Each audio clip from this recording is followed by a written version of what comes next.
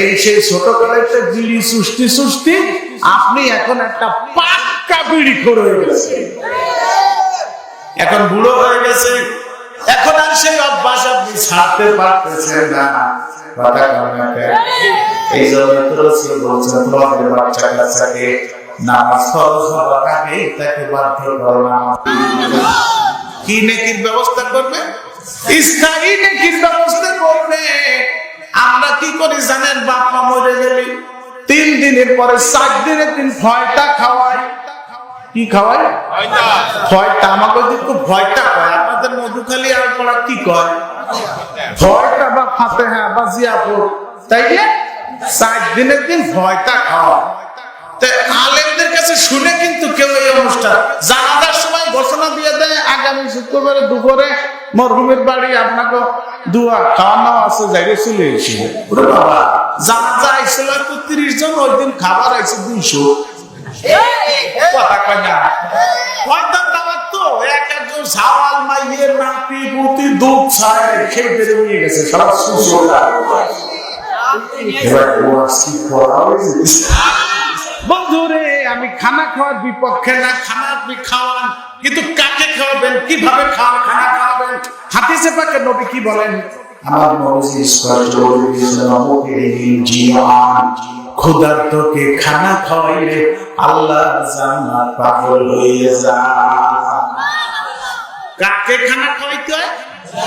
আবার মুকিরিন জিয়ান, এখানে বড় বড় উলামায়ে কেরাম আছে, মাহফিলের ভিতরে বসে আছে, তাদের কাছে জিজ্ঞাসা করেন ক্ষুধার্তকে খানা দিতে হবে। অর্থাৎ এই সমাজের ভিতরে আপনি তালাশ করবেন কারা গরিব, মিসকিন, অসহায়, খাদ্যের অভাব, তাদেরকে দাওয়াত করে আপনি খানা খাওয়াবেন। আমরা তাই করি নাকি? তারা এসে জানা যায় সেই জুতো তলে দিছে প্যান্টের হাতা বজু বানায় নাই। কথা কন নাকি? তারা দিছে ময়দান দাওয়াত, নামাজ পড়ে না, পেশাব করে পানি নেয় না, ও ফয়তার দাওয়াত খাবার হয়েছে, নেকি দামা বলবি যাবা। আমার ভাইরা বোনেরা, আমি বলতেছিলাম আরে যদিও এই নেকিটা আপনারা বাবা একদিন একবার পাবেন, কিন্তু স্থায়ী নেকি ওটা না। নবী বলেছেন স্থায়ী নেকি হলো 3টা। তার পরিমাণ কয়টা? ইজা মাকাল ইনসান এই কথা আরম্ভ আমালু ইল্লা মিন সালাসাতিন সাদাকাতিন জারিয়াতিন আও ইলমিন মুনতাফাউন বিহি আও ওয়ালাদিন সালিহিন ইয়াদউ লাহু। তিনটে নেকি হলো স্থায়ী, মরার পরেও কিয়ামত পর্যন্ত বিকাশ একাউন্টের মতো তোমার কবরে যাইতে থাকবে। জোরে কথা বল। কয়টা তাদের কয়টা? তিনটে নেকি হলো স্থায়ী নেকি, চিরদিন কবরে শুয়ে শুয়ে পাবে। তার মধ্যে একটা হলো সাদাকাতিন জারিয়াতিন, যারা একটা স্থায়ী দান করছে, মসজিদে দান করছে, মাদ্রাসা দান করছে, ঈদগাহ বানাইছে, গোরস্থান বানাইছে,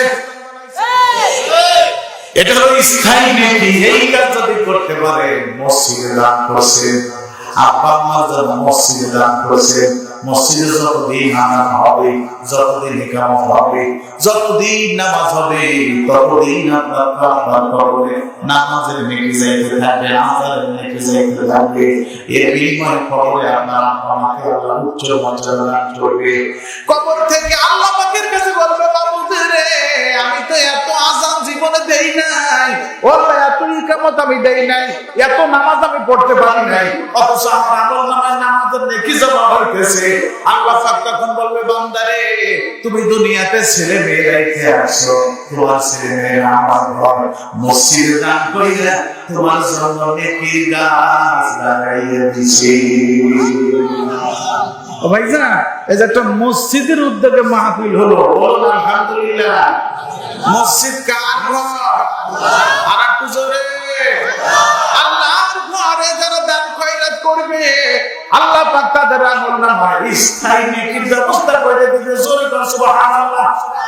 আব্বা মা কবরে শুয়ে আছে, ওই যে মন্ত্রী এমপি না খাওয়াইয়া ওই টাকাগুলো মসজিদে দান করে, মাদ্রাসায় দান করে, আপনার আমার আমলনামায় স্থায়ী নেকির ব্যবস্থা আল্লাহ করে দিবে। কথা বলেন ঠিক কিনা? বন্ধুরে, এই যে আল্লাহ পাকের ঘরের উদ্যোগে আজকে একটা মাহফিল হলো, আপনারা খুশি না বেজার? খুশি আছেন সবাই? তাহলে মসজিদে স্থায়ী দান, স্থায়ী নেকি পৌঁছানোর জন্য আব্বা মা দুনিয়াতে নাই, অথবা দুজনের একজন কবরে, এমন লোক এখানে আছে? দেখেন হাফিজ করে কার কার আব্বা মা কবরে, অথবা দুজনের একজন কবরে কার কার? অনেক লোক এখানে বসে।